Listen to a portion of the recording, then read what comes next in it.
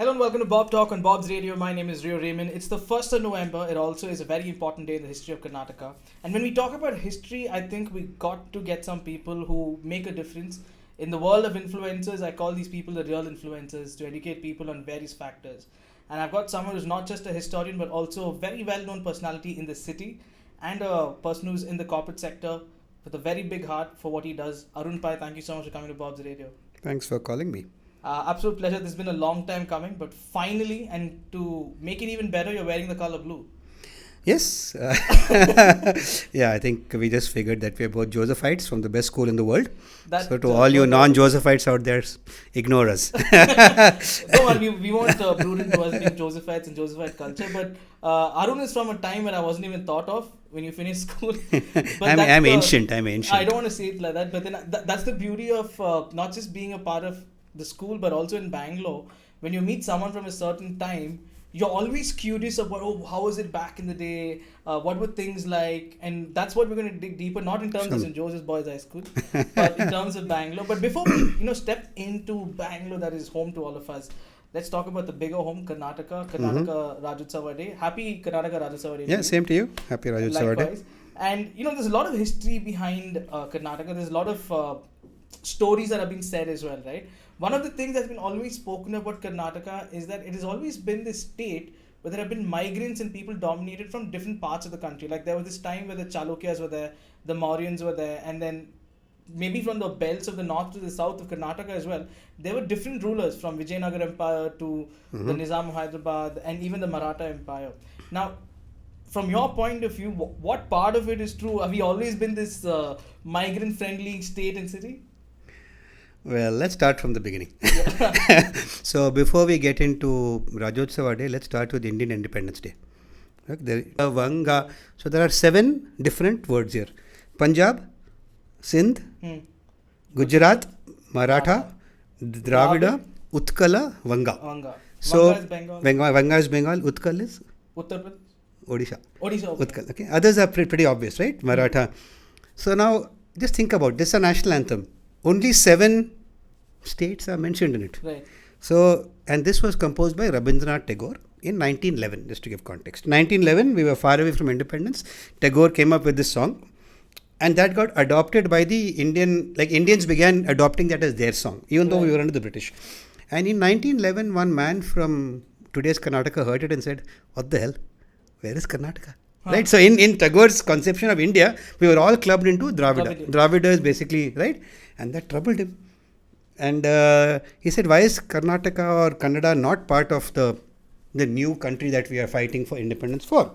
And so he said, there's been a glorious history of Karnataka which we have forgotten. And so he actually wrote a book called Karnataka Gata Vaibhava, which is basically the past glories of Karnataka. Okay. His name was Allur Venkat Rao. And he began in 1912 or so something called the Ekikarana movement, which is let's try and get all the Kannada speaking parts of colonial India into one.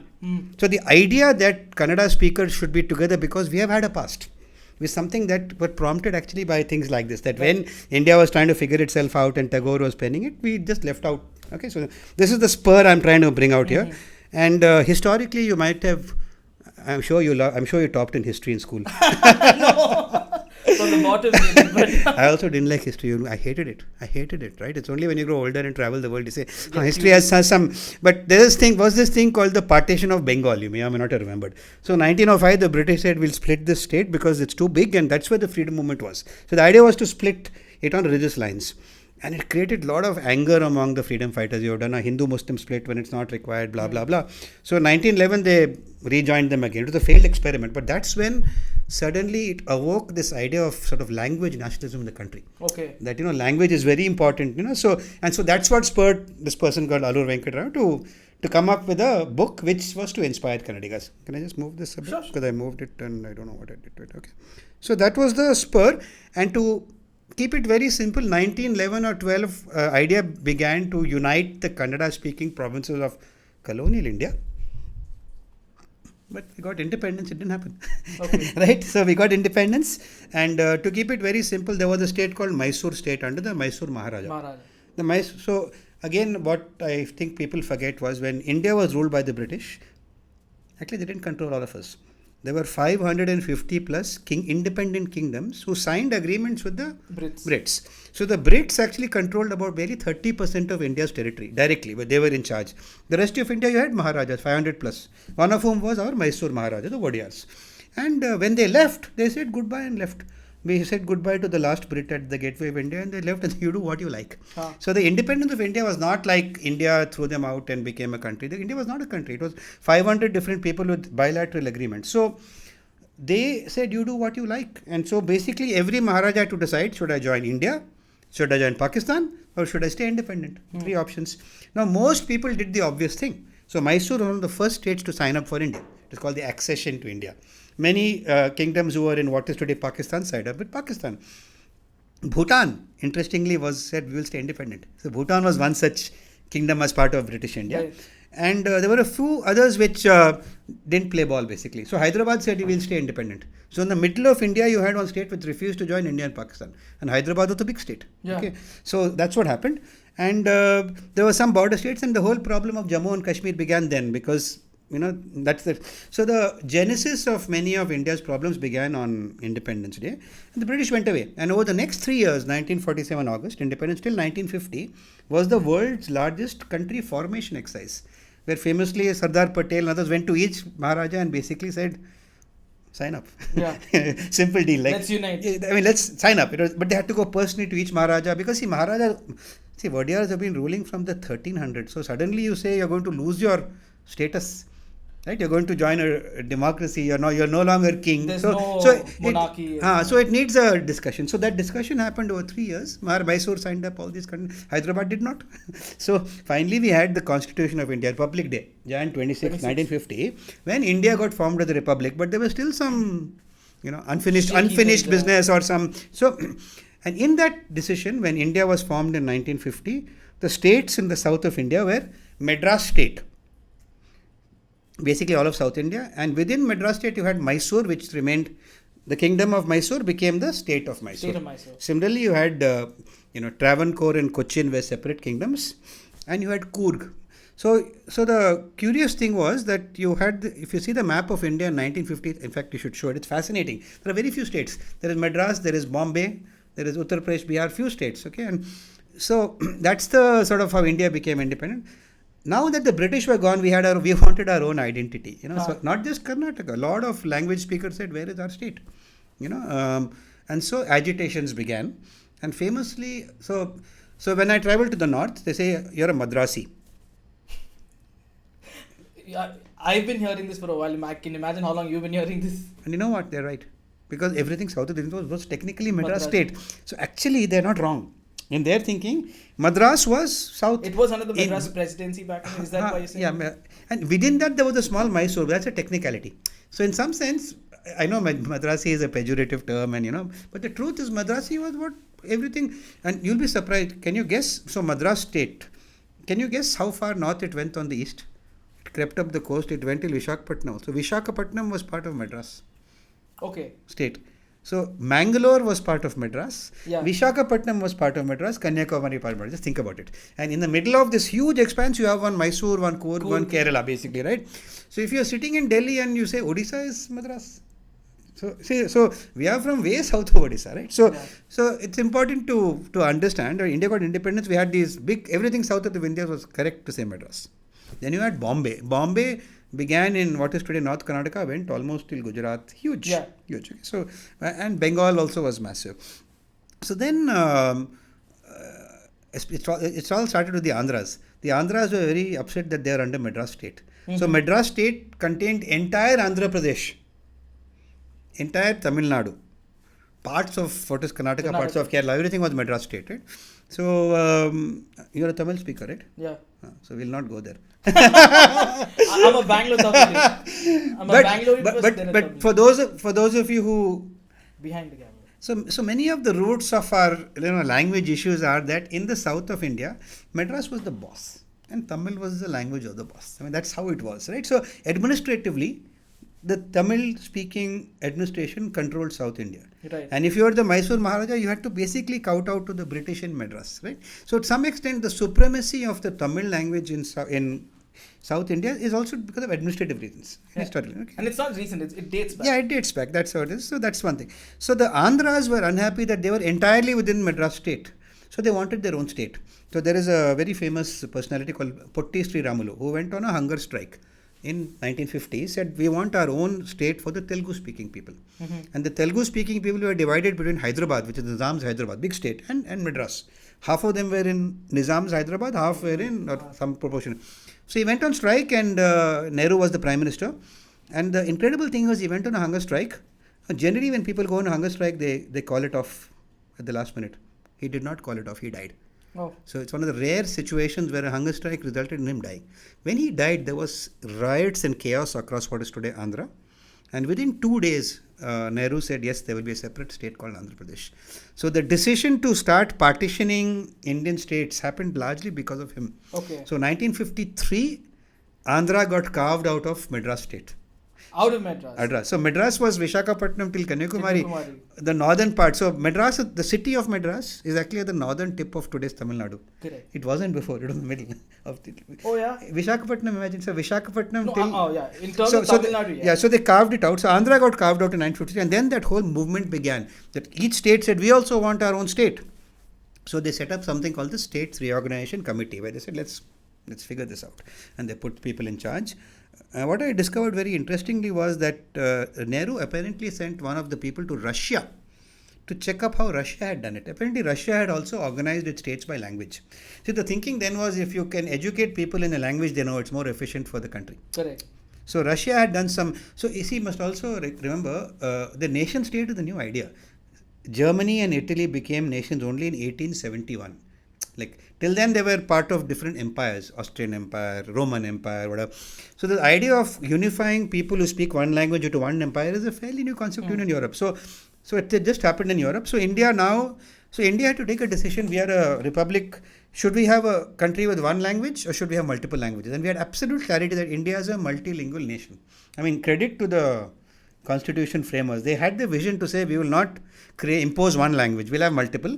But we'll figure that out as we go along. So once this democracy, right, you respond to what happens. They said, let's have a state reorganization commission. The decision was taken to reorganize the country by language. So it was a big decision. So in 1956, so now somebody had to draw the lines. So when India and Pakistan were partitioned, there was this bureaucrat called Cyril Radcliffe who was basically given a map and said, draw a line. In fact, most of the world's problems today are because someone drew a line. Israel, Palestine, someone who was not even there. Some Brit admin guy, right? Administrative. Now the funny part is we don't call it, but the partition of India within, I call it the partition of independent India into states. We don't use that word, but it was that. It was partitioning Madras, partitioning Bombay. So that began, and in that partitioning, Kannada speaking peoples have been agitating for now from 1911 till 1950. So 40 years there's been a Ekikarana, it's called the Ekikarana unification movement, which, as I told you, the man who heard Jana Gana Mana and got upset, he began that. And after that, the main people who pushed it were the poets, the literateurs, the writers. So interestingly, the movement for Ekikarana actually was very much an intellectual literateurs movement, where they, so that it finally culminated, a decision was taken, some lines were drawn, we'll discuss where the lines were drawn, what was left in Karnataka, what went to Tamil Nadu, but we took a bit of Bombay, we took a bit of Hyderabad, we took a bit of Tamil Nadu, and there were some kingdoms like, Mudhol and Savanur and Sandur, they were independent kingdoms, we just put them all in and we made things and that became Mysore state. So in 1956, the old Mysore kingdom of Vodiyars, to that other Kannada speaking areas added, approximately the same size. So South Karnataka is Mysore. If you follow politics, they'll say Old Mysore region. That means, Old Mysore means Bangalore, Mysore, Chamarajanagar till about Shimoga. And North Karnataka, Kalyana Karnataka was all part of Hyderabad. So we put this together, it was called Mysore, and that was November 1st, 1956. The name Karnataka came much later. I don't know if you know that. So it started off as Mysore state. You follow cricket? Do. So after Bombay, Karnataka is the largest number of Ranji trophies. But when it first won, it was called Mysore. So Mysore state won Ranji. And I think it was 90. So, we just had the 50th anniversary of the first Ranji win by, and that, so 1974, they... You're saying reorganize the state's name? No, the name got changed in 1973 to Karnataka. But I think the first time many of our players used to play for Mysore State. Uh, if you go to the Ranji Trophy teams, it's fascinating. You'll have Vidarbha, you'll have Services, you'll have Bombay, you'll have Maharashtra separately from Bombay. So Ranji Trophy to me reflects our history. If you study the teams in Ranji, they don't mix with our states. You have Hyderabad, you have Andhra, but you just have Karnataka has remained Karnataka. So that is the sort of gist of the story. We'll dive deeper, but the state of Mysore got renamed as Karnataka in 1973. And that's why we had the last Rajyotsava was the 50th anniversary of that. And there also was a certain inclusion of, I think, Coorg in that particular time, 1973, not in 50. No, Coorg was always part of it. Okay. Coorg was always included in Mysore State at the time of in 1956. Okay, so now just going back, you know KR Circle. Yeah. KR Circle is next to Vidhan Sauda. There's one statue there of Sir M. Vishweshwaraya. Actually, that's and the road which goes from KR Circle to Hudson Circle. I don't know if you know that road. Any idea what it's called? It's got YMCA, RBI. Correct. Martha's Hospital. Martha's Hospital. I'm going to quiz you now. What's that road called? You're just catching me at moments. It's a tough one and it starts with N followed by R. Nrupatunga Road? Yeah. Very hard. Nrupatunga Road. Nrupatunga. So what is Nrupatunga? Any idea? No. So the Bangaloreans are beautiful. Like Bob is like we are like blissfully unaware about what our city is. Okay, blissfully unaware. All it takes is a Google search, right? So we all go on Nrupatunga Road. We struggle to pronounce it sometimes. It's got all the important offices. It's got like the judicials the courts, the RBI, the Martha's Hospital. It's like the revenue office. It's like it's the heart of administration of Bangalore. It connects Vidhan Sauda to BBMP. If you want to go from Vidhan Sauda state government to BBMP office, you have to go on Nrupatunga Road. So arguably it's the most important road in Bangalore. No one knows. No one cares about it much. Now Nrupatunga was the name of a king whose actual name was Amogha Varsha. Amogha Varsha Nrupatunga. He was a Rashtrakuta king. So in the beginning you mentioned many dynasties. Chalukya. So you said Chalukya, you said Mauryas, you said Vijayanagara, Hoysala. Then the Maratha Empire, the Nizam of Hyderabad. Am I missing something? Yeah, you're missing the biggest one of them all, Rashtrakuta. So this is the funny part, right? I also studied ICSE history. We hardly learnt about Bangalore, number one. Yeah. In fact, we hardly learnt about the Deccan. But now that people are saying, listen, there was something happening here when the Delhi Sultanate was there, what is happening here? And people are pulling out, a lot of young new historians are talking about these empires which controlled all of the Deccan for centuries. And many of them were Kannada-speaking empires. So if I go back to Allur Venkata, who wrote that book, the Gata Vaibhava, the Old Glory, I'll tell you 3-4 things which are very fascinating from it. Firstly, let's go to Amogha Varsha and Nrupatunga. He actually wrote the first official Kannada treatise on grammar, on language, or training to poets, how to write. Okay, right. It was Kavi Raja Marga. It was called. So it was like the path, the royal path for poets. Kavi Raja Marga was his book, where he referred to many earlier works in Kannada, and he set the rules for Kannada grammar, how to write poetry. Very an evolved literary book, and he wrote it, and so it's the first sort of serious book in Kannada that is used as a treatise to understand. That was in the 850 AD. Just to give context, it is 1200 years ago. Okay, and he wrote about the history at that time. Okay, so now his father was a man called Govinda. Okay, Govinda was also called by contemporary historians Ashoka of the South. Oh. People have compared him to Alexander the Great. I mean, he's not very well known for various political reasons. I guess his name didn't come out, but he's one. It's quite incredible what he achieved. So I can tell you one line from a contemporary historian. He at one time ruled from Kannauj. Kannauj is on the Ganga. In the Gangetic Plain, from Kannauj till Kanyakumari, and his influence extended from Banaras till Bharuch, east to west. That was the influence of one empire whose administrative language was Kannada. So if you want to look at the high point of, say, Kannada domination or military domination of the subcontinent, it was under him. And the poets, of course, wax lyrical, but they say things like, his horses drank from the icy mountain streams of the Himalayas. His elephants dipped their feet in the sacred Ganga. The kings of Lanka paid tribute to him. The Pallavas, the Cholas, they all looked in his direction and prayed. So he was the He was the dude of that time. He was the big guy, right? Thugging. He was the man. And again, so we're talking about 700, 800 AD. The world's most spectacular rock cut temple is Ellora. I don't know if you've been there. I've heard of it. It was built by them. Yeah. Pattadakkal, which is actually a heritage site in North Karnataka, was built by them. So actually, there has been a period of like 200 years when a very large kingdom from the Deccan, for who the people from Gujarat and elsewhere paid tribute to, used Kannada. And so this, Kaviraja Marga was written in a time when they controlled everything.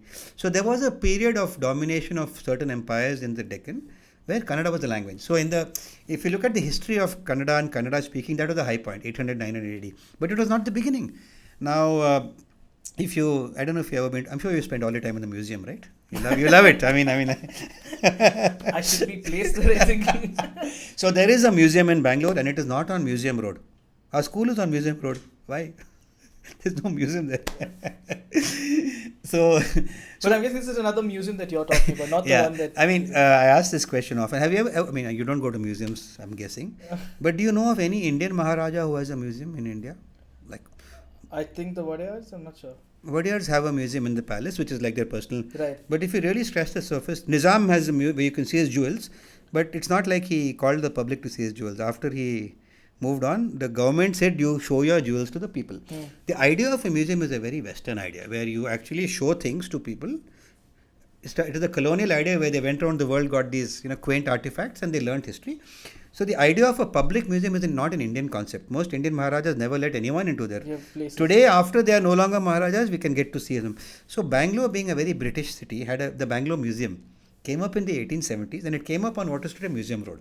Then it became too small. It's near the post office opposite school. Correct. Then they moved it to the Kasturba Road building, the red building on Kasturba Road, which is from the 1870s, right? So, which itself is quite incredible that you had a public museum where people could go. And in that museum, they had a replica of a stone.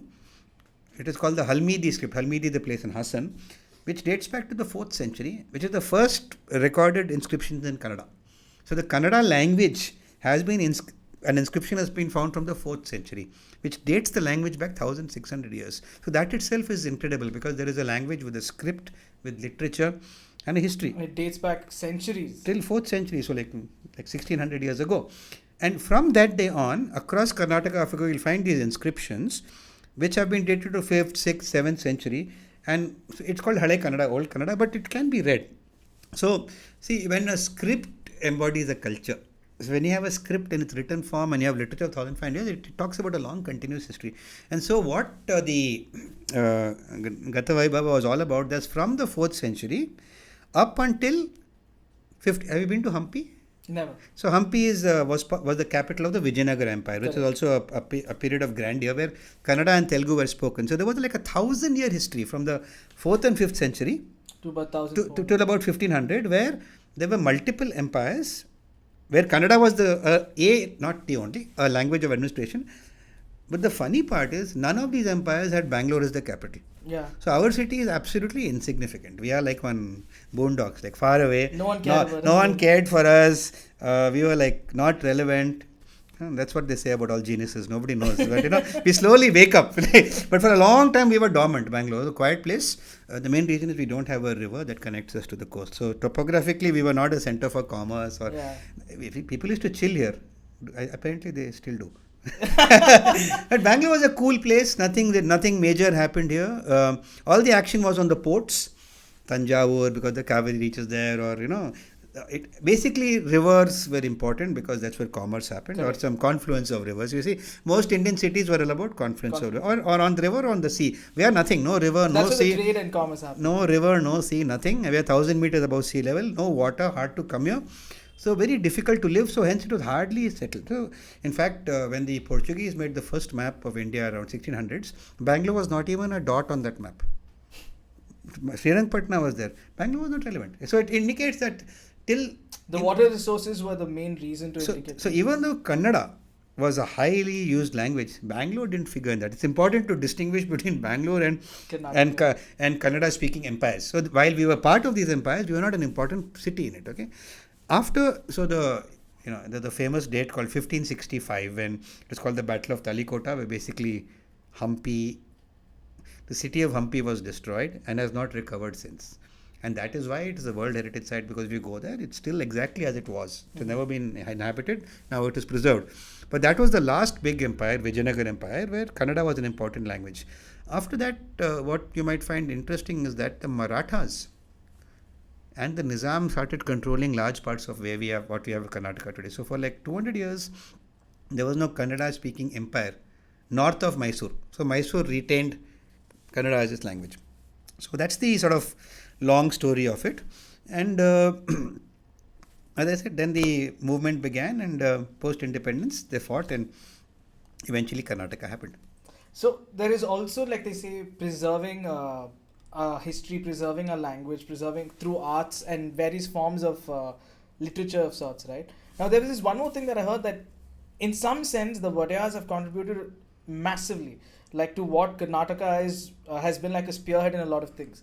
For example, I've heard about this one thing where the then Maharaja of Mysore, I think in just about 1880s of sorts, they had the first electoral voting system of sorts to elect someone in one of the localities, and they also gave women the right to vote. And this is like, giving you an example of, we're being far ahead of everybody else in the country. Was this? So I'm not sure where to begin. If I talk about the Vodayars, it will consume all day. Yeah. So let's just set some context. The Vodayars are a family that have actually been around since actually the 1300s. Okay, the size of their rule kept changing, but they at one point around 1600 they got charge of Srirangapatna. Srirangapatna is an island which is very hard to conquer, and so those who control Srirangapatna essentially control things. And so, as I mentioned to you later on, the Marathas used to keep coming and marauding Mysore. I have a lot of running jokes with my Marathi friends. Ultimately the wars were between the Marathas and the Kannada speakers actually. If you actually start looking at Indian wars from a language point of view, it's very politically fun, especially among mixed groups of people. Still at it. So these Marathas used to keep coming, and to defend against the Marathas, the Vodayars, who were not very powerful at that time, one of their generals called Hyder Ali was given charge to defend a particular in a battle which he did well in. So as the reward for that, he was given the Jagir of Bangalore. So he was based out of Devanhalli. So suddenly Bangalore got into the hands of this general called Hyder Ali, who was actually an incredibly professional fighter. And he was always conscious that the British and the French are jockeying for power in South India. So you have a lot of the British so by then the British were in Madras and the British were in what is today Tamil Nadu, what is called the Carnatic, and you had the French who were getting involved. And so what he felt was that the way to get the British was to learn from the French. So he invited the French to come to Bangalore to support him. So what happened was that Hyder Ali learnt about techniques of fighting from the French. And he actually went and studied the techniques, hired a few of their consultants to come. And then his son Tipu Sultan became Sultan of Mysore. So for about 40 years, you had a situation where the Vodayars were only nominally around. When Tipu came, they were not even nominally around. Tipu became Sultan. And they were famous, the Anglo-Mysore wars, where Hyder and Tipu fought the British. There were 4 of them.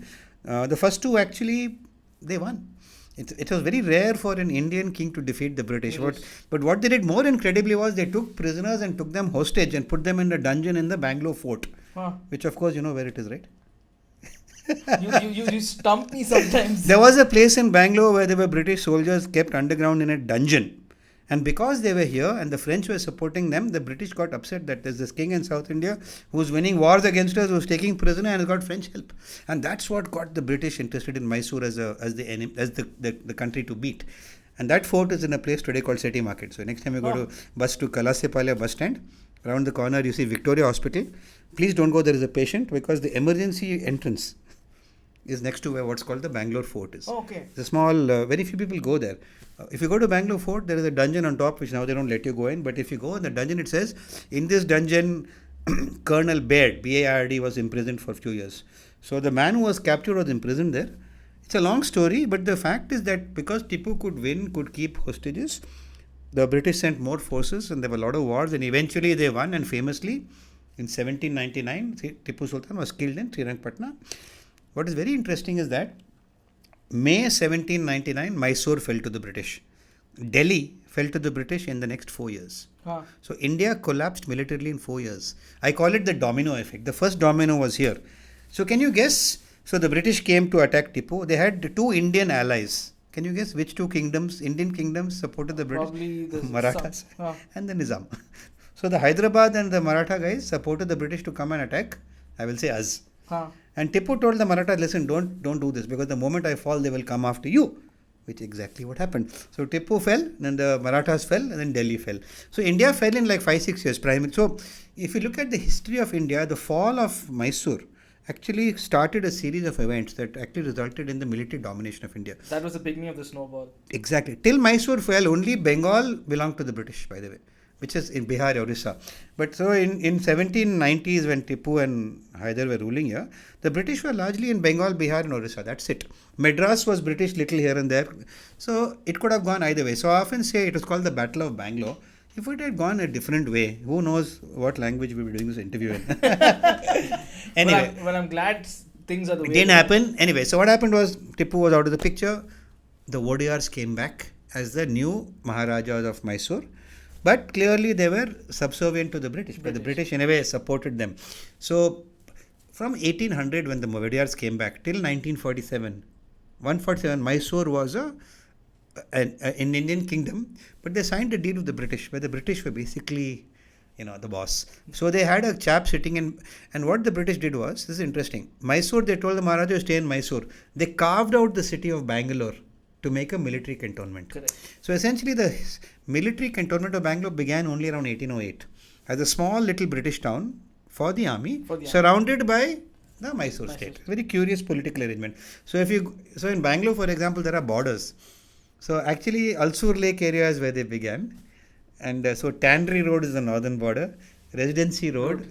So most of the Bangalore that you and I know we went to school in was all part of carved out of Mysore state. The larger Bangalore into a smaller Bengaluru to Bangalore, if you want to say. Yeah, actually there was the old city was where the fort is. That was Bengaluru, the Kote area. And the British always said we'll build a new town a little far away. So if you see the town hall is a European looking building, right? Beyond that it is all old.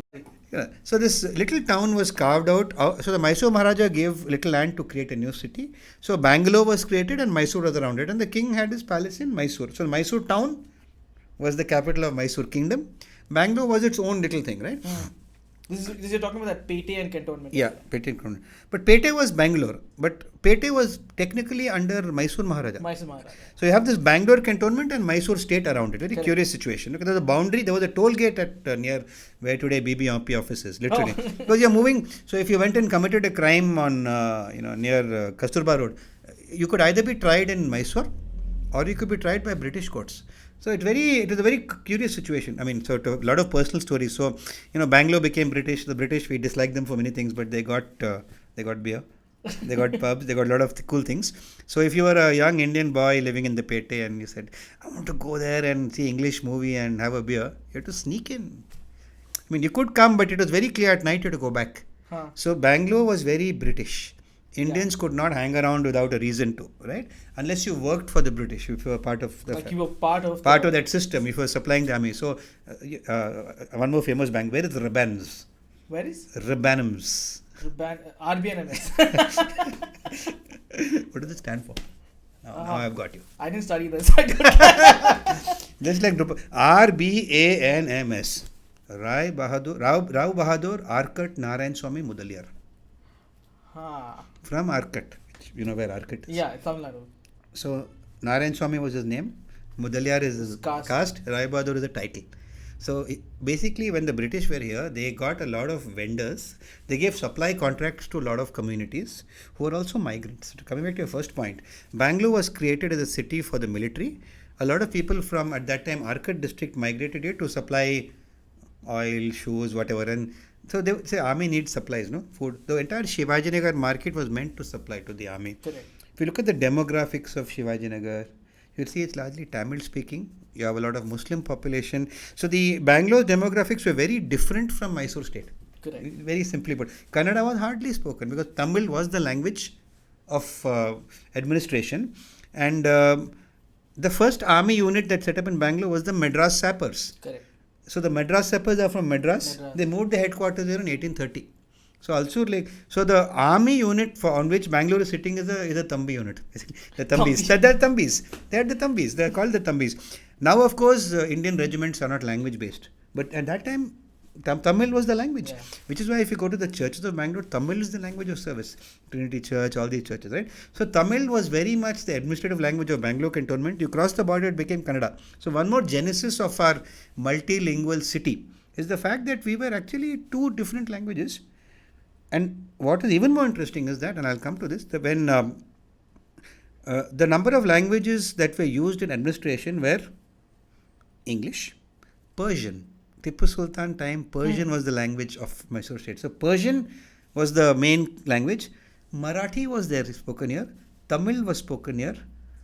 English came in with the British. So we had some 6 languages. Okay, so you had English, Kannada, Tamil, Marathi, Persian, and then finally Persian and Marathi were dropped later, and it came down to just 4 languages: English, Tamil, Urdu, and Kannada. These became the 4 languages of the administration. Okay, so we have been through all these language variations over there. It's quite fascinating.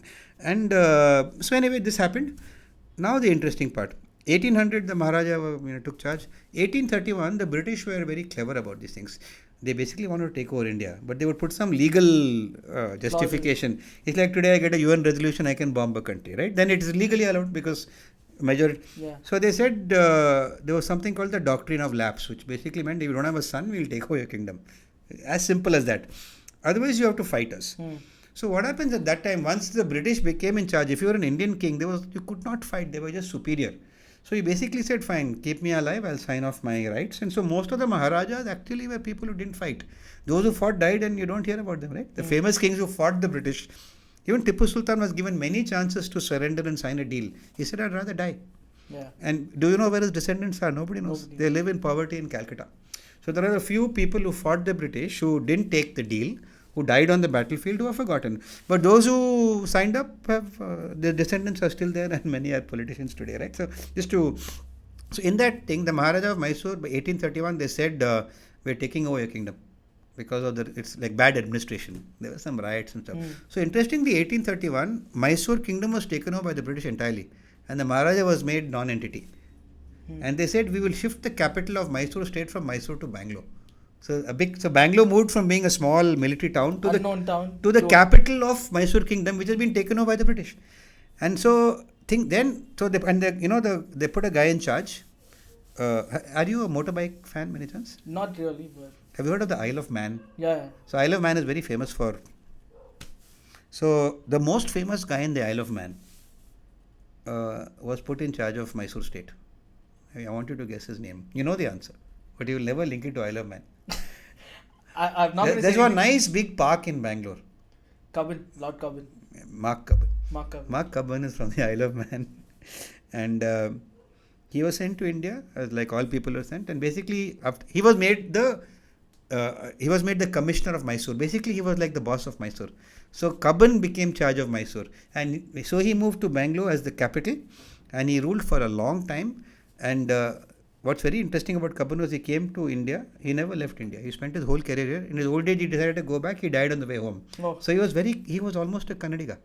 He promoted the use of Kannada. And that's why the Cubbon statue is still there in Cubbon Park, and we still garland it once a year because there's a lot of love for Cubbon out here.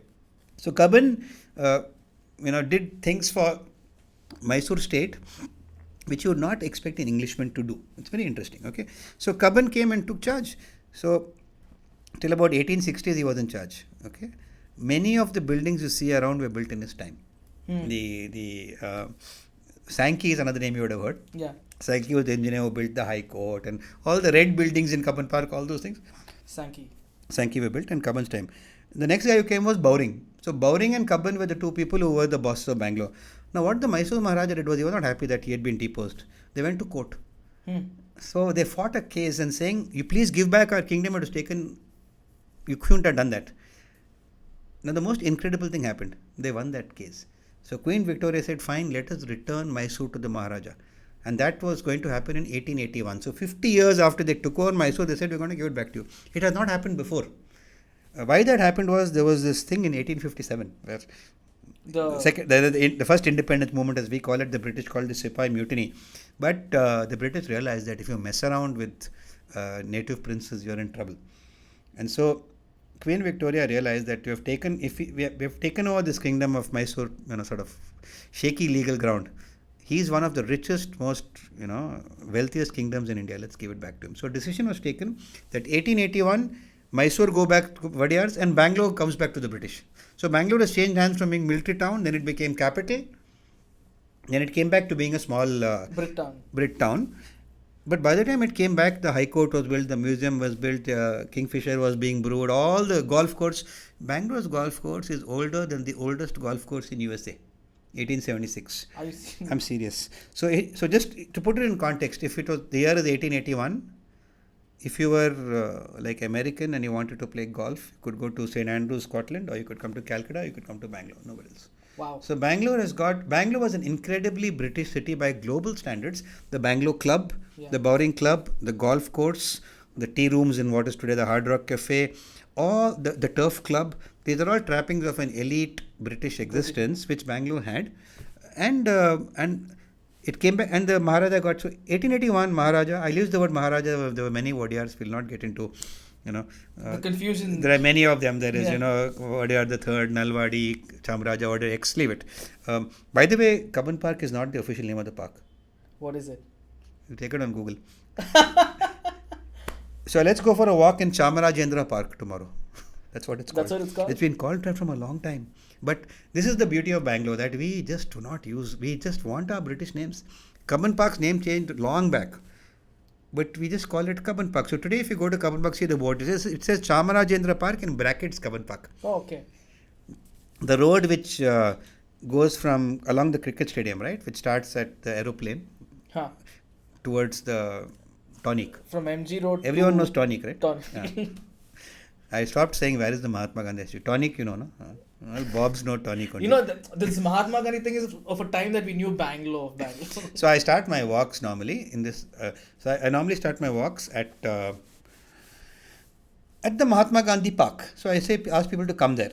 And they'll say, where is it? And I'll say, check Google. Then there are 2 statues in Bangalore. It's all very confusing. Then I say, come to the Queen statue. Nobody knows. Then I'll say, come to Tonic. Everyone shows up. So to me, that is the ultimate symbol of banana. The Tonic is like 3 or 4 years old. Somehow that circle is called Tonic Circle now. It used to be called JDP back in the day. Yeah, Jewelry Parade. Absolutely right. So now, opposite Tonic, there is one road. It's called Queen's Road. I have gone on radio and asked people, who is that queen? Do you know?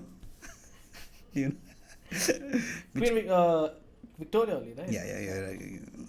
As I said, you are a history topper. A lot of people said Elizabeth. So Queen Victoria statue is there. The road is called Queen's Road. And the funny part is, when Queen Victoria died, they put some 50 statues of her across India to commemorate her. She was, after all, the Empress of India. This is the only one left in India on the middle of a road. Like there are only apparently 3 more Victoria statues left in Calcutta, but they're all inside a memorial. Oh, right. But on the main road, the only one. So Bangalore has this sort of fascination with our colonial past, which is very unique in India. Our road names have not changed. Famously, Richmond Town. Nobody knows who Richmond is. Maybe some Lord Richmond must be. It's not even Lord. Most of these guys but Richmond Town we renamed. Nobody knows the name. If you go to Velara Junction, one big board is there. It is called Mirza Ismail Nagar.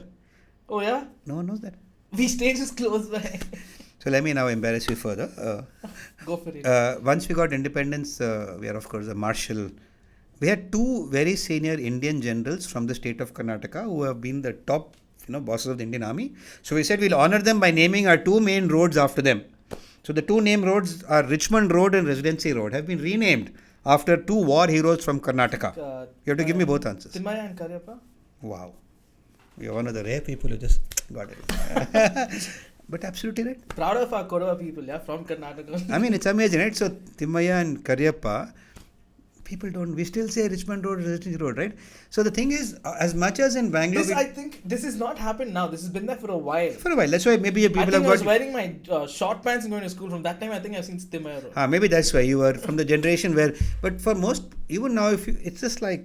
There is one more Timaya Road, by the way, which is not that one. There is one Timaya Road, which is near, just like cantonment station, to confuse things further. But the main point is that many of Bangalore's roads, we have not... Even though we have changed the name technically, the common name remains the British name. That tells me something. That tells me that our city The DNA of our city is very much our British past. Yeah. We have not moved on. We are okay with it. We have Queen's Road, Richmond Road, Cavalry Road. All the roads have remained. I say this, Arun, like with, I don't know if people can say this is with pride, but I say it with a sense of belonging, that we may be very modern in the way we are, but we're still rooted to our traditions in some sorts. Correct. And these are subcultures, right? Just to end the story, the Bangalore became British and remained that until 2024. Mysore became the capital of the state again, and then the Vodiyars in that little period from 1881 when they got it back till independence did some absolutely incredible things. So I'll mention things that you would probably know. The first thing they did was, you're right, they set up so the Indian National Congress was set up in 1885. Yeah. In 1881, they came up with a People's Representative Council, which means it's not that the king says what he likes, he listens to people. So they created a council. It was not fully representative, but it was an element of democracy. The first time in India that a princely state has actually created some sort of democratic institution to take advice from people. What is very interesting about the Vodiyars is that they were highly visionary. They wanted to develop the state. They genuinely wanted to, not just build their own fortunes. So, and which I think is in sharp contrast to many other Maharajas. So when they left, the states were poor and. Right. So I don't know if you know people who lived pre-independence, but there is a certain love for the Vodiyars. It's like a very strong affection. I've noticed that. Very strong affection. Even today they have no power, but there is a strong affection. So they did a lot of things right. Okay. So what did they do? One is they believed strongly in women's education. They and the British too, in fact. So can you tell me some old girls' schools in Bangalore? This part of town only. Fraser Town. Vani Vilas is one. But the convent side? Goodwill Girl. Absolutely right. So Goodwill Girl is from the 1860s. Goodwill Girl School. Then there's a school called Mitralaya, which is near Town Hall. Mm-hmm. Mission Road. Yeah. The CSI. CSI, exactly. That was called the Wesleyan Mission School. Now just think about it. 1860s, Bangalore girls are going and learning English in these schools. So Bangalore had this education system which allowed anyone to go and study. In parallel, the Mysore, because of the Maharanis don't get enough credit. Okay, but there was a period when the Maharaja was made Maharaja, but he was only, let's say, 6 years old. So the period till he became major, the mother is actually the regent. She was actually the queen. So she was actually in power. Check this 1 second. It's fine.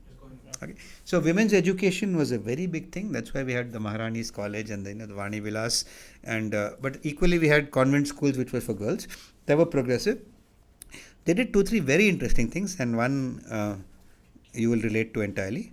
There is one. So at the Tonic Junction, one road is Queen's Road.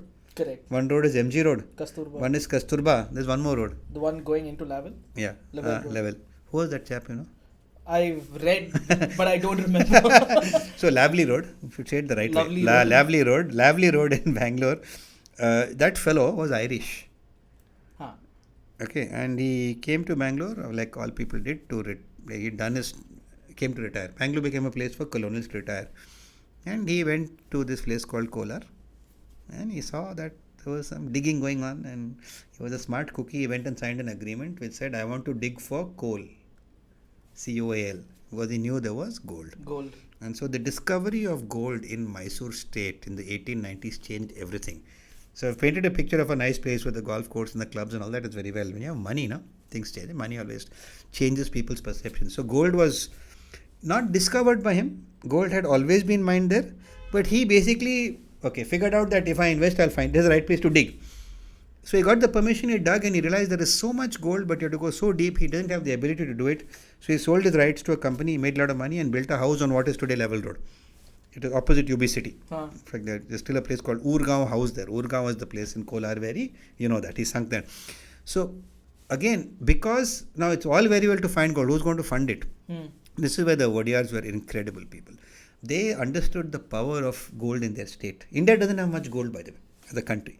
So they decided that they would invest in generating power to sell to the gold fields to dig for gold. Now, these are not... Thomas Edison did all his experiments in the 1880s, same time. Electricity was a brand new idea in America, right? We all heard of Tesla today. It's not the car, but Nikola Tesla and Edison were these two rivals figuring out how to generate power, AC versus DC, right? these are the stuff of legend if you follow the history of science. And the Maharaja of Mysore actually sent engineers on a study tour of the Niagara Falls to see how power was being generated there. It was a new idea. Hydroelectric power. Yeah, it was a new idea. And they loved the technology so much that they floated a global tender to build the largest hydel power station in Asia. Think about it. Colony, princely state need not be doing all this. Spend state money to send engineers on. So they were sent on an industrial tour. I am an engineer and most of my friends who are engineers, we go on industrial tours. For some reason, we go to Goa.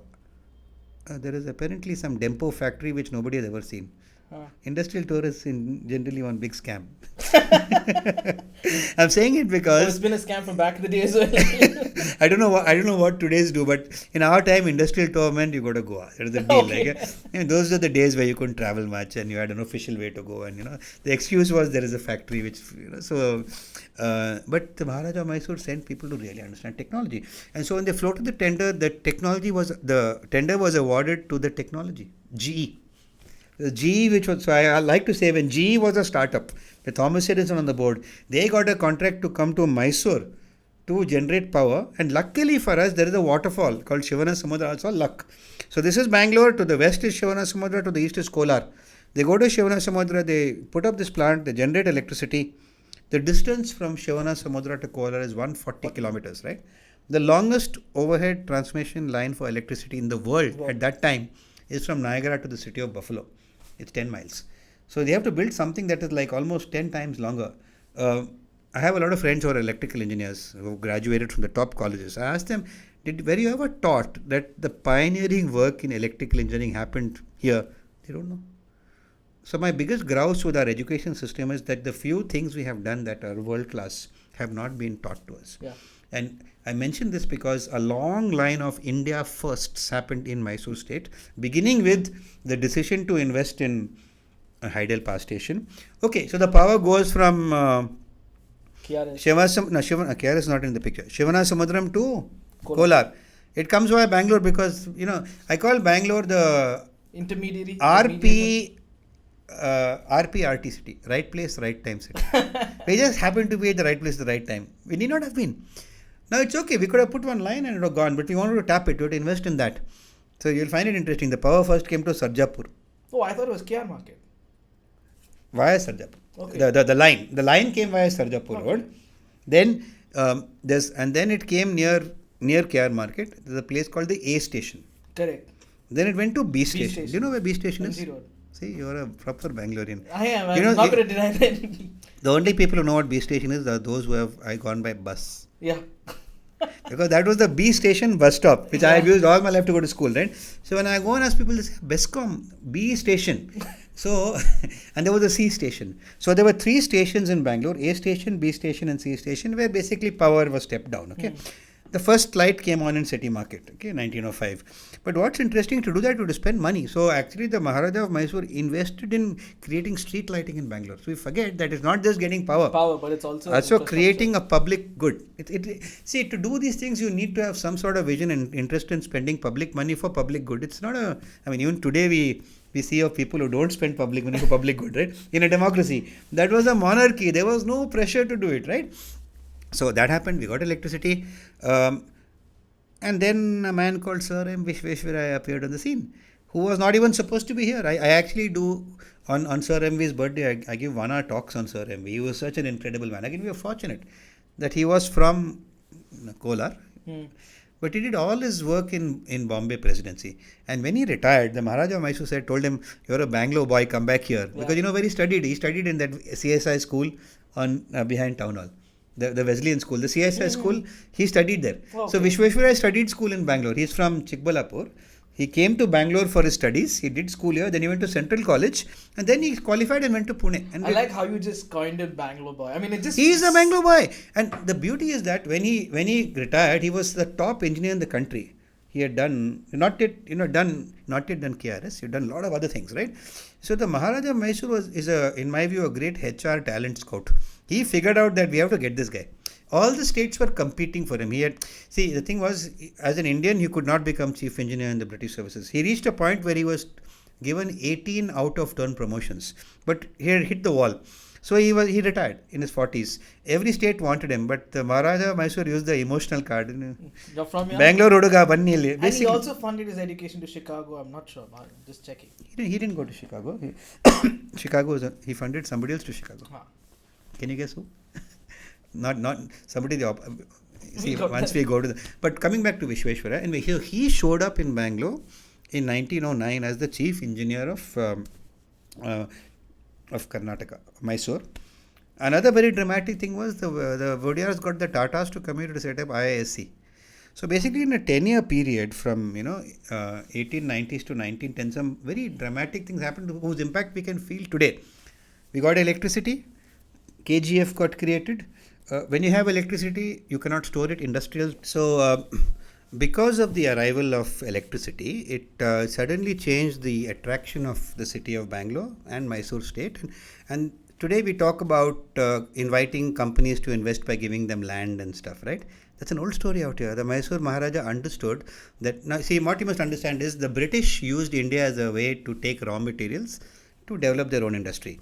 But the parts of India ruled by Indian kings did not have to play by those rules. Mm-hmm. So what the Indian kings, there were always a tension between the Indian Maharaja and the British. So the Indian Maharaja wants to develop their own kingdom, but the British would not want them to industrialize too much. Right. They would rather buy finished products from there. So the Maharaja of Mysore, in my view, took a view that we will out-industrialize the British. At the same time, Gandhiji was very much about civil disobedience. Let's not buy British products. Whereas Vishweshwaraya was saying, industrialize or perish. We better industrialize. So, in a very funny way, the trajectory of Mysore was all about, let us learn from the West how to industrialize. Let's beat them at that game. Let's grow our economy. Whereas the worldview and the other parts of India was, let's have civil disobedience. Very interesting. You will not find too many examples of civil disobedience in Mysore state. In fact, you read about the freedom movement. Of course, it was active here, but not as active, because for the Maharaja to allow too much of a nationalist movement would have caused problems between him and the British. Yeah. So he played this sort of game of managing the Indian nationalist movement. But Vishweshwaraya was the kind of guy who said we should just industrialize. He said things like, Indians, we are lazy people. We need to learn from the British. So the people, the influencers of Mysore state, the Vodiyars, Sir Vishweshwaraya, they were very much different from the rest of India. And so if you rattle off the important developments of Indian industrial development, not Indian, Indian, that happened in colonial India, we got electricity here. The Tatas came here and set up India's first scientific research institute, which meant if you were a young Indian in 1905 and you wanted to do a master's in physics or chemistry, you had to go to Oxford or Cambridge.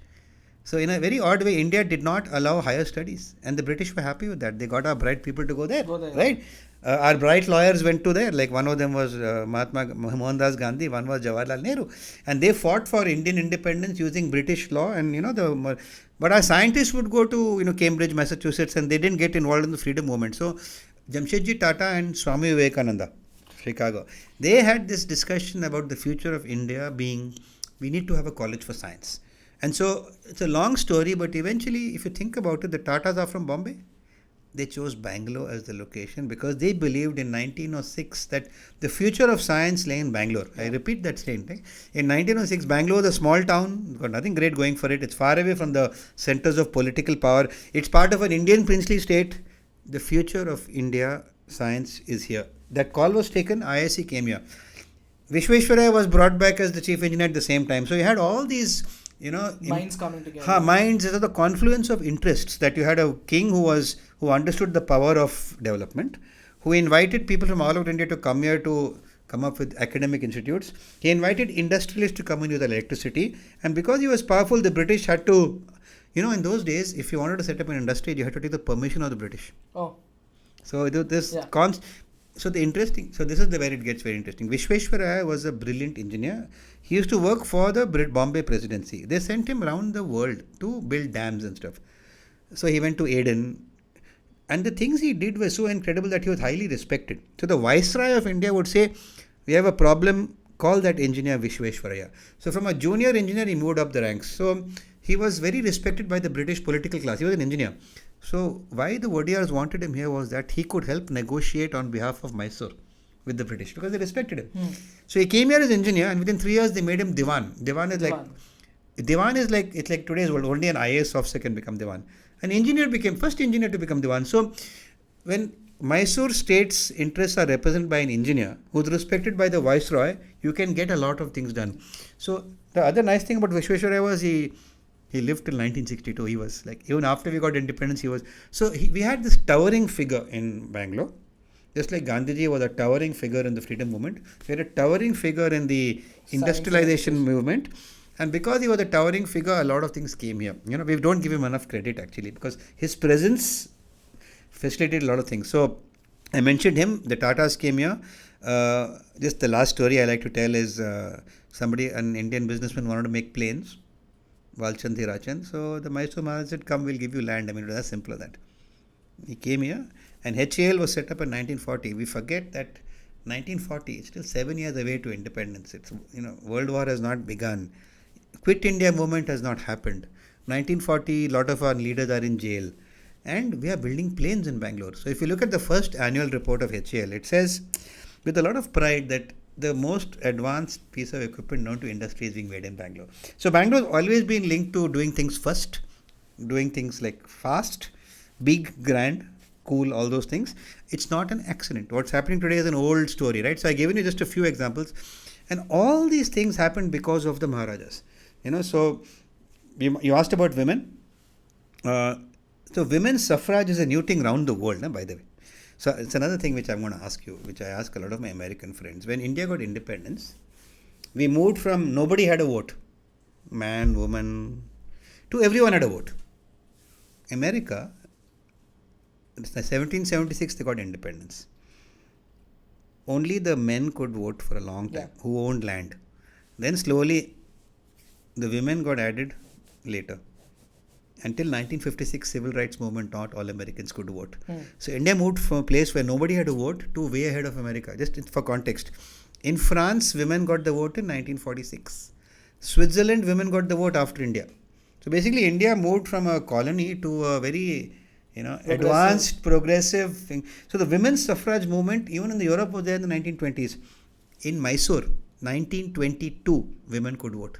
Yeah, it's incredible. So from the year one of the earliest in India that so a lot of things that Mysore did were way ahead of the curve, very visionary. They need not have done it, is what I say. So I always wonder, why did they do it? Now, quite apart from all this, the Vodiyas were intellectuals. They were lovers of literature, music. They, if you study the history of the Vodiyas, they were personally very accomplished. One of the Vodiyas, composed music, Carnatic music in so many ragas. They even supported Western classical music. They funded many philharmonics. So they were seen as very benevolent, wealthy, and wise kings. Yeah. And that impact is felt even today. So again, to come back to you, when India got independence, they were one of the first to sign the accession. Mysore was seen as one of the most progressive and advanced states in India when we got independence. We had scientific research. UVC College was set up in 1917. Again, Vishwesvaraya. Looking at the timelines of it. See, Vishwesvaraya left Karnataka because there was no engineering college here. He went to study in Pune because there was no college here. So when he became Diwan, he set up a college. So it's hard to believe that Bangalore had no engineering colleges till 1970. And today we have the most in the country, right? So a lot of it is driven to some visionaries. So we got colleges, we got all these things. We got the HAL, World War II. If you've seen around Bangalore, there are a lot of these military tanks. Like one is near Alsur Lake, and next time you go see where that Alsur Lake tank came from. It came from Africa. Why did it come from Africa? Because boys from Bangalore went and fought in Africa in World War II against the Italians. Italians controlled Libya. Not only did they win, they captured lots of prisoners of war. So British Army with Indian soldiers captured Italian prisoners. They didn't know where to send them, so they were sent to Bangalore. So in Bangalore, Bangalore became a large prisoner of war camp. You mentioned about war, and I have to mention about this one thing. I don't think anybody would have noticed this, and you brought this up, Bangalore, the missile, I think, right? Yeah, it's a torpedo. No, Bangalore has got strong. So Bangalore has two DNAs. I think one is a strong military DNA. It began as a military camp. It continues to be an important part of the Indian Army and the Indian Air Force, even today. See, I don't know if we could say this, but this is where most of Indian Army's arsenal is stored. So let me put it differently. in army there's something called strategic depth. You want to keep things far away from the borders. So when India got independence, coming back to what I was saying, this was a progressive state. It had a great education system. It had these colleges. It had an industrial base. It had HAL. Aerospace is actually the most high-tech industry of the 40s. Everything emanates from aerospace, right? But also, we were very far from the borders. At that time, there was no missile that could hit us. So, you want to always keep your strategic assets far from the border. And so for all these reasons, Bangalore became the place where. So, I'm going to ask you, can you name some public sector units in Bangalore? HL, BEML. HL, BEML, what else? I was just talking about this the other day. ITI, then a lot of the BEL, BL, yeah. ISRO, a lot of the, I mean, these names I've just mentioned. HMT. Why am I not getting these names today? No, for us these are locations in Bangalore, right? Like when we think of these things, okay. If I'm in Kerpuram, I know ITI Durvani Nagar. If I'm in North Bangalore, I know Bell Road. So for them, they are all locations: Bell Road, HAL Road, HMT Quarters, HMT Park. So we've absorbed these names as names. Okay, we don't know what it means. LRD, ISRO, GTRE, DRDO, NGF. But you know, that is India's strategic industry. We didn't forget. So when we got independence, every telephone made in India was made on Old Madras Road. ITI, the first one came here. Every piece of electronics in India, which is radars and all high-tech stuff, was linked to HAL, made in BL. When the Russians launched the Sputnik 1957 and the NASA and the space race began, we quietly in India started our space program. ISRO is also here. Yeah. It didn't start here, but it's here now. So Bangalore has always been the place where anything to do with engineering, science, technology seems to have come first for India. There's another thing you might find interesting. When you come in from the airport, the first traffic jam, which is the first big traffic jam, coming in from the airport into the city. The new one. Oh, the Hebal. Hebal is famous for... it's the Silk Board of North Bangalore. So Hebal is a jam. Then you cross Hebal and you come down, and then the next you reach... on the right, you'll see a lot of big buildings. After Hebal flyover on the right, there are a lot of big institutions, which we just drive past. Yeah. One is called UAS, University of Agricultural Sciences, University of Veterinary Sciences. Right. There is a International Flower Auction Center. There is a seed research. We just drive by. Nobody sees it. Baptist Hospital. Now... Again, Mysore was the first place when India had a drought in India had a lot of famines and droughts. So to solve drought, you have to do research in agriculture to figure out how to increase, improve strains of agriculture to grow. Who will do that? Mysore invested in, so University of Agriculture Sciences, they got a Canadian in who was an expert in this business to actually figure out various things. So what the Mysore Maharaj did was to get international consultants. They got this Canadian guy. He spent 5 years, he came and they said we gave a permanent job to him. So he said, we will set up farms where we can do research. Where the Hebal flyover is today were examples. So again, coming back to when we got independence, Mysore was seen as progressive. Bangalore was made the capital of Mysore states. And then we did the thing which is a very classical Bangalore thing. We said we'll build the biggest building in India for a government because we want to try this new thing called democracy. See, democracy was a new idea. No one gave India a chance. We said we'll have our first election was in 1952. 1950 we got the Constitution Republic Day. We said we'll have an election and everybody can vote, and the world said you're crazy. I mean, nobody does that. A country which had less than 20% literacy, just coming out of his apartheid, coming out of low education levels. As far as the British are concerned, we're coming out of partition. We're just killing each other. We have ethnic issues. We're going to be doomed. I mean, how on earth can you do something like democracy? Of course, we said we'll do it. The story of India's first election is absolutely fascinating. How they put these bureaucrats who went around. Even today, we go to remote places and all. They did all that time. So they designed the ballots, big ones, because people can't read and write. All that happened. So we had our first election, and everyone said, great, you will not have the second. And I keep saying we have had 18 now. No other country in Asia has had continuous elections. The military has never taken over. So India is a brilliant political experiment. But Bangaloreans are Bangaloreans, So we said, okay, very good. We will build one big building. So Vidhan Sauda was conceived as an example to symbolize what the new India is. We forget that, we take people to show the Vidhan Sauda, and so if you take someone there, you'll say, see, take photo. Then what do you say next? This is where all the politicians have the meetings. That's as much as you could possibly say. Then what do you say? So it's crazy, right? We have this building. Everyone goes there because we have nothing else. show. I'm a tour guide. I say we don't have a Taj Mahal. Okay, see this. We don't know anything about it. It's a. So the thing about Bangalore is we love our city. We are a nice place, but we don't know facts about it to tell others. It doesn't seem to matter, right? Anyway, so Vedant Sauda was conceived. It's the biggest building in India of the time for a parliament. You know when it opened? It opened in October 1956, just before the November 1st date. Wow. So what is the most interesting thing to me is that when Mysore state was formally, formed with the unification of the other Kannada speaking on November 1st, Vedant Sauda was ready. It's incredible. Vedant Sauda was built in 4 years. And that time? 1950 to 1956. From the first election idea to the fact, so Vedant Sauda was done in time. It was one of the most incredible architectural and construction feats.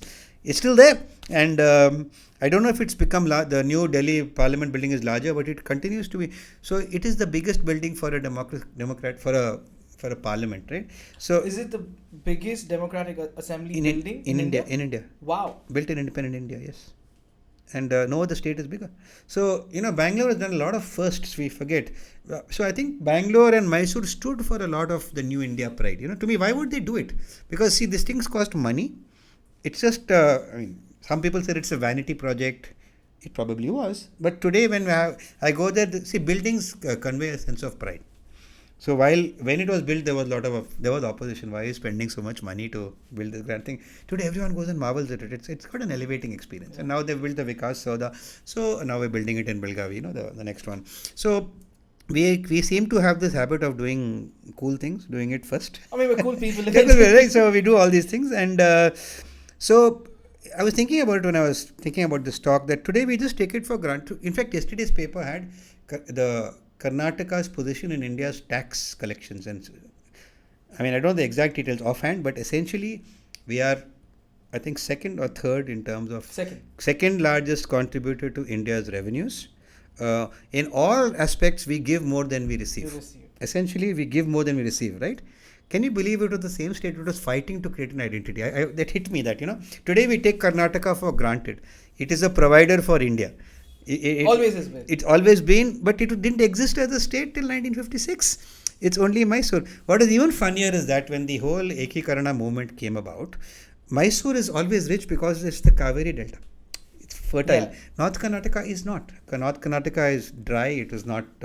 In fact, the northernmost states, so Bidar and Gulbarga and Raichur, came out of Nizam's Hyderabad. They continue to be not so economically powerful. When the unification had to happen, who did not want it? The Mysoreans did not want it. Oh. Because they didn't want to absorb an economically poor state. So it's very interesting. It's like them giving all of theirs to the others. So where the movement began was in Dharwad. So actually, Dharwad was supposed to be the actual capital of Karnataka? Not capital. Dharwad was where the movement for Ekikarana began. See, Dharwad, in Dharwad, when the British were controlling Bombay, Dharwad came under Bombay, they had Marathi schools. Mm-hmm. So what happened was the imposition of Marathi troubled the Kannada speakers. So the real anger or the real self-determination of the Kannadigas came from Dharwad. So Dharwad became the Hubli Dharwad is still the sort of cultural center. If you follow Indian music, Carnatic and Hindustani, both are from Karnataka. Yeah. It's unique, right? So Karnataka is neither south or north. What is beautiful about Karnataka is that in so many fields we are at the confluence of south and north.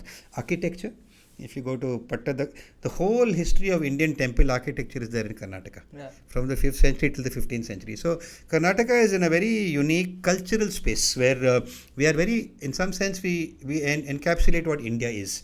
But I'm saying Karnataka because it exists today. I could not have said this in 1955. Right? So when you said this, Karnataka is probably a certain extension of India in the smallest sense. I always say this, that Bangalore is a mini India because of the cosmopolitan culture. Absolutely. And you know this better than me of how people migrated into Bangalore, like say early 1900s to even like say post-independence for business, for employment, education. And from then on, Bangalore's just been home. People have not gone back.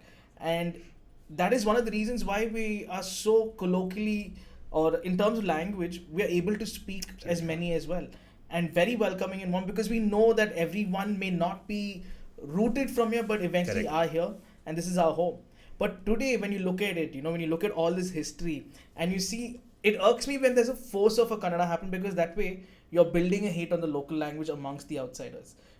Do you resonate with that thought? So we'll come to that. I mean, we have to get there because I know it's a current issue. But I just want to step back one more step. Like, just before we come to Bangalore, I mentioned Karnataka being a rich state, but Karnataka's engine is Bangalore. So if you look at the share of Bangalore and Karnataka in terms of economy, it is hugely disproportionate. But that is something. But politically, Bangalore has no power. Correct. Right. So Bangalore has 28 MLAs out of 224 in Karnataka. Right. So Bangalore is about 12% political representation, but maybe 50 to 60 or 70% economic representation. Right. So the problem when we took independence was that we did not give powers to the cities as a decision. We were scared that this capitalist cantonment culture should not come. So anyway, as a result of that, when we say Karnataka is topping, it is really Bangalore. The GDP of Bangalore is much higher than many cities in the world. Correct. We're a very rich city also, right? So, so this is the. I mean, I find that very funny that today we give more than we receive. We're incredibly proud of many things. People migrate here. I think there are enough studies which have shown in migration that if you are leaving your home in India, the best city to migrate is Bangalore. Bangalore. It just goes. I was recently with a group of chartered accountants, a large firm, and I was talking to the HR manager. So Bangalore is not traditionally a CA kind of city. CAs are in Bombay and in Madras because that's the business. Bangalore is not a city for business. The Bangalore Stock Exchange is like not important, to put it simply, right? Just innovate and ideate. But interestingly, they found that CAs, if they're deciding they have to move, they want to move to Bangalore. Because what's happening is all the global CA firms have their sort of shared services in Bangalore now. So they need CAs. So if you're KPMG or, Ernst & Young or whatever, you have some 1,000 people here who are doing, maybe filing tax returns. So even though Bangalore is not a traditional finance capital, the tech finance jobs are here and people want to migrate. So the funny part is people have always wanted to migrate. So the angle here is interesting, and I've spoken for an hour about Bangalore, not mentioned Kempegowda, which is a kind of, which is a wrong thing to do. Because he started this.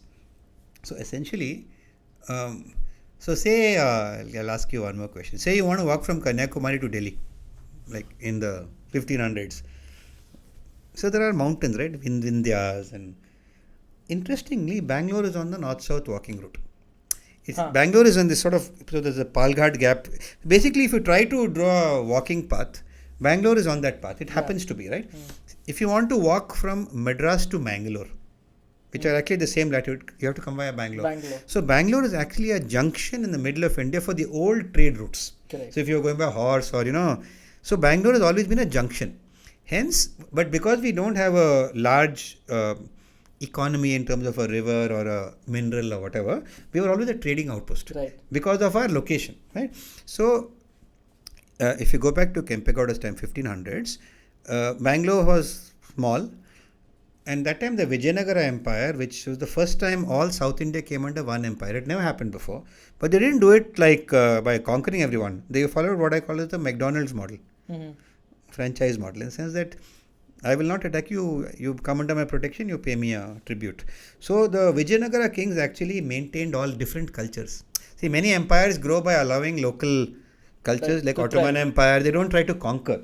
They say we will have a deal. A balance where your culture can remain. So same way Vijayanagara was like that. So Vijayanagara had Tamils and Mysoreans and all sort of paying tribute to them, right? But the worry in Vijayanagara was there's this one kingdom in the south which is a bit dangerous, Mysore, who might want to assert themselves. So to keep a sort of strategic check on Mysore, they promoted a small chieftain to the north of Mysore from Yelahanka, called Kempegowda. So Kempegowda was sort of given permission by the bosses in Hampi that he can build a fort in the land that is today Bangalore. So till then Bangalore had no fort. It was not a military. So basically by building a fort, you are creating a strategic post. Correct. So what the fort is today, City Market, was built initially by Kempegowda. And because he built a fort, there was no water. So most of our tanks were built in his time. Many were built way before him, but he built many, like Alsur tank is credited to him, and he built some of the temples we have today. He had no people here, so he invited people to come. So Bangalore's genesis as a town of migrants began in the 16th century when it was created as a military strategic town. A fort was built. So if you go to the Petes, all the Petes names indicate a place outside Bangalore. You have Saurashtra Pete, also people from Maharashtra came. If you go to the Pete, every little Pete there's a different temple. the different origins. So basically, people came from all over to settle in Bangalore. So Bangalore began life as a settler town. Okay, it was invited, and that continued. Right. So essentially, we have always been migrant town. How far is it to Mysore from here? You know, about 3 hours. 150. distance 150 kilometers, right? How close is Tamil Nadu? Closest point. 21 kilometers. Okay, from here, Hosur, whatever. Yeah. So Tamil Nadu is 21 kilometers. Mysore is 150. How far is Andhra? Closest point, as far as you know. I don't know in which direction do I East see. only, basically like East itself? yeah, So east and say north. you could say towards Devnali side. Yeah, little north, less than 80 kilometers. Okay? Yeah. So think about it. That the distance from Bangalore to Mysore is more than the distance from Bangalore to Tamil Nadu or Andhra. And Andhra. So Bangalore's location at the southeast tip of a state is very unique. Often the capital is in the middle. Yeah. So Bangalore is actually like it's not a union territory, but it is the confluence of 3-4 cultures. Correct. The Telugu culture, the Tamil culture, the Karnataka culture, and the little bit of Malayalam culture, right? Which is very unique. So coming back to what you said, if you want to get by in Bangalore, you need to know at least 4 languages other than English and Hindi. Yeah. English and Hindi is a given. But a little bit of Mallu, a little bit of Telugu, a little bit of Tamil, Kannada is a given, right? Yeah. Which part of Bangalore you go to decides what predominates. Yeah. Now we have this curious patwa of all this mixed with the Bob and the Nimmaji, and Nimmaji is which language? Nam language. Nam language. So Bangalore has always been very cosmopolitan from a long time, right? And so it is not new again. Right. So the thing is that in other places, recent migration has happened. Other cities of India, the migration has been recent. Right. So when I was in Tamil Nadu 30 years back, nobody spoke Hindi. So I lived in Chennai for 5 years. I learned my Tamil there. Recently, when I went, I got a borewell dug at one of the places where I am supporting somebody. The contractor was a Tamilian, and all the workers were from Jharkhand. Sounds like my uncle. So he speaks in Hindi. And so the adoption of Hindi in Tamil Nadu is a way to communicate with migrants who are coming to work in various industries, right? So today, if I go to Tamil Nadu, Hindi is quite widely accepted. So it's very interesting. In 20-30 years, Tamil Nadu, which is a very staunchly Tamil city, has now opened up. Bangalore was always open. We always had multilingual. So this cosmopolitanism is not a new thing. The issue that you raised, give me your view first.